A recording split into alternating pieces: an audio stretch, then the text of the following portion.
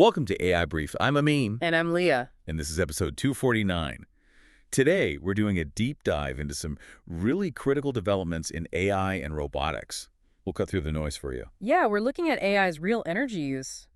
Google's got some surprising numbers. Plus, how AI music isn't just experimental anymore, it's actually hitting the mainstream. And Anthropic is jumping into the browser wars with a new tool. We'll cover that too. We'll also hit some other key AI and robotics news quickly and wrap up with some useful AI tools. So let's get right into it. Okay, first up, AI's energy footprint.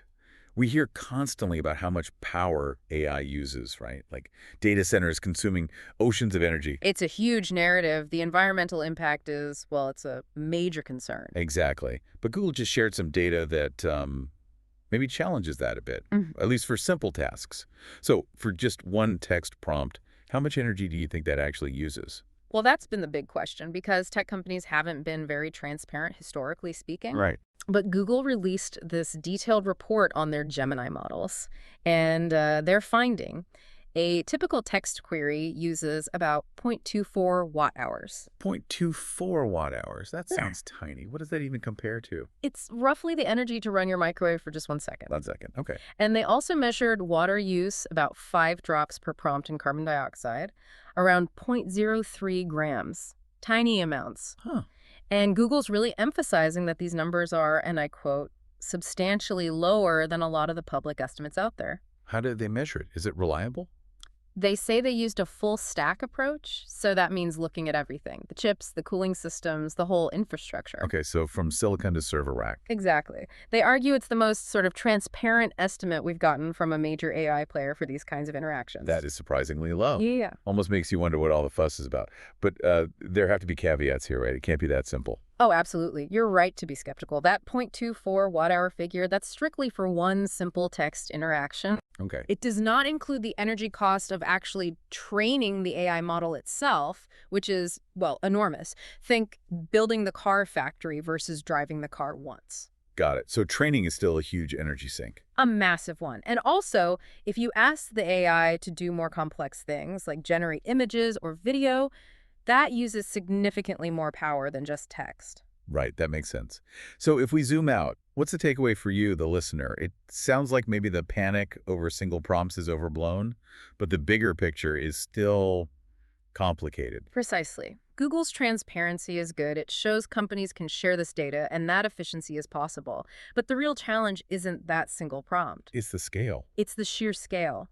As billions more people use AI and the models get bigger and more complex, the total energy demand is still set to explode. That's the systemic issue the industry is grappling with. Okay, let's shift from the energy costs to AI's cultural impact, specifically music. AI music is really starting to break through, isn't it? It absolutely is. We just saw this AI startup, Hicksfield, launch an AI record label. An AI record label. Wow. Yeah, and they introduced Kion, who's an entirely AI-generated K-pop idol. Their whole pitch is democratizing fame, making stars without needing actual human talent in the traditional sense. So no singing or dancing lessons needed. And they think this will work. They seem confident. They're already talking about multi-million contracts in motion. That's bold. Is this totally new, though, or have we seen attempts before? We've seen things like the Velvet Sundown, the AI soft rock band. They have over 1 million Spotify streams, so it's not the first rodeo. I remember them. But what's different now is the speed and the scale, the AI music market globally, valued at nearly $3 billion this year. Okay, decent size. But projected to hit almost $39 billion by 2033. That's astronomical growth. $39 billion, wow. And get this. Deezer, the streaming service, estimates maybe 18% of daily uploads are AI-generated now. That's like 20,000 tracks a day. 20,000 AI tracks Yeah. every day. That's insane. How are the big labels reacting? They're scrambling. Sony, Universal, Warner, they're all trying to cut licensing deals or even buy stakes in AI music companies like Suno and Udio. They see where this is heading. And the AI is getting scary good, right? That story about the singer Emily Portman. Yeah, where an AI track trained on her voice fooled loads of her fans, it highlights how blurry the lines are getting. Which leads to the question, do people even care if it's human or AI? Well, an MIT study suggested maybe not as much as we'd think. Only about 46% could reliably tell the difference between human and AI-made music. Less than half. So what about the actual human artists in all this? They must be worried. Definitely. If the platforms are flooded with AI content, how does a new human artist break through? It's a real concern. And that's why we saw that open letter, right? Billie Eilish, Stevie Wonder. Over 200 artists signed it, yeah. Calling out the predatory use of AI, asking for guardrails. It really forces you to think, what does authenticity in music even mean anymore? Yeah. And for you listening, how does this change what you listen to? Or the artists you support? Yeah. Big questions. Huge question. Okay, moving on. From music to your web browser, AI is coming for that too. Anthropic just entered the fray. That's right, with Claude for Chrome. They're calling it an early experiment. What does it do? It integrates their Claude AI directly into the Chrome browser. No extra login needed. It can read the page you're on, summarize it, even act on it in real time. Like a built-in assistant for whatever tab you have open. Exactly.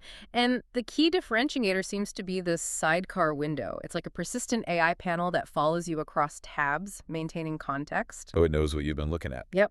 And if you're on their paid plan, the max plan, which is like $100, $200 a month, you can delegate tasks to it. What kind of tasks? Things like doing research across multiple websites or automatically filling out forms, stuff like that. Okay, so it's joining the browser wars. We've seen Perplexity's Comet, the browser company's Dia. And we're all waiting for OpenAI to jump in too. It's heating up. The timing is also kind of interesting given Google's antitrust case. Right, the one that might even force them to sell Chrome. Exactly. Could shake things up considerably. But with AI reading your browser, security has to be a huge concern. Yeah. We saw brave flag issues with Perplexity's Comet. Definitely a concern. Anthropic claims they've built in protections. They say they've reduced the success rate of prompt injection attacks that's tricking the AI quite significantly, down to about 11%. Still not zero, but better. And apparently, it also blocks access to things like financial sites, adult content, pirated stuff by default, a safety measure. So for you, the listener, this could really change how you use the internet. Having an AI agent watching your activity, convenient maybe, but what about privacy? It's the classic trade-off, isn't it? Convenience versus control and privacy. A big shift in how we might navigate the web is coming. Okay, let's slow the pace just a touch and hit a few other interesting developments in AI and robotics. A quick fire round. Sounds good. First up, NVIDIA. They've packed what they call a robot brain into a tiny box. A robot brain. Yeah, the Jetson AGX Thor. It uses their new Blackwell GPUs, and it's designed to help robots understand and navigate the real world using generative AI. And the cool part is the price, right? Makes it more accessible. Exactly. It's around $3,500, like a high-end laptop. So building sophisticated robots just got, well, cheaper. And big names like Amazon, Meta, Boston Dynamics are using NVIDIA tech. They're betting big on robotics. Absolutely. Seems like a major growth area for them, beyond just chips for data centers. Okay, next, Tesla's Optimus robot. Sounds like they're changing strategy and maybe falling behind schedule. Reports suggest they are behind on their target of 5,000 robots this year. And yeah, they're shifting their training approach. How so? Moving to a vision-only method, basically teaching Optimus by showing it videos of humans doing tasks, folding laundry, picking things up. So learning by watching, does that actually work for a robot? Well, that's the tricky part. Experts warn translating video learning to reliable real-world action is really hard. The physical world is messy. Yeah, the sim-to-real gap, they call it. It's not as easy as just watching YouTube tutorials, I guess. Not quite. It highlights the challenge of making AI work reliably in unpredictable physical spaces. Okay, and one more quick hit. Robomart, an LA startup focused on making robotic delivery cheaper. How are they doing that? They have a new robot, the RM5. It has 10 individual lockers, so it can do batch deliveries very efficiently. Multiple stops on one trip. And the cost? They claim it cuts delivery costs by up to 70% compared to human drivers. And they're offering a flat $3 delivery fee. No extra service fees like DoorDash or Uber Eats. Just $3 flat. That could be disruptive. Where are they launching? Plans are for Austin later this year. You can imagine these things becoming a common sight, bringing your groceries for a low fee. Definitely something to watch. Okay, let's wrap up with a few trending AI tools you might find useful for boosting productivity. Great idea. First, there's Softr. It's a no-code tool that lets you turn data you have in, like Google Sheets or Airtable, into actual polished web portals or internal tools. No coding needed. So you could make a custom dashboard from a spreadsheet, basically. Exactly. Make your data interactive and useful without needing a developer. Pretty neat for small teams or specific projects. Okay, cool. What else? Then there's Emma AI. This lets you build AI assistants tailored to specific roles. They can pull info from your Slack, email, your CRM, And do what with it? synthesize information, answer questions, generate reports. Imagine an assistant for your sales team that knows all the latest updates from across your communication channels. Build it in minutes, apparently. Could save a lot of time digging for info. For sure. And finally, FuturePlan. This one's more specific. It helps design retirement plans to maximize tax savings. Ah, targeted at founders, executives, maybe. Exactly. People with potentially complex financial situations. It helps navigate the rules to optimize long-term savings. So tools for building interfaces, building assistants, and financial planning. Handy. Yeah, it could be real game changers for your workflow or planning. Definitely worth checking out. So that brings us to the end of this deep dive. We've covered a lot from AI's real energy use, its march into music, the browser battles, new robots, and practical tools. It's moving incredibly fast on all fronts. It really is. And it leaves us with a final thought for you. As AI gets cheaper, uses less energy per task, and works its way into everything from music creation to web browsing, what do you think is next? What's the next truly ubiquitous, game-changing application that will impact your daily life? Something to ponder. Indeed. Thanks for joining us on AI Brief. If you found this useful, please follow us wherever you get your audio. And please do share this deep dive with anyone else you think would want to stay ahead of the curve on AI and robotics.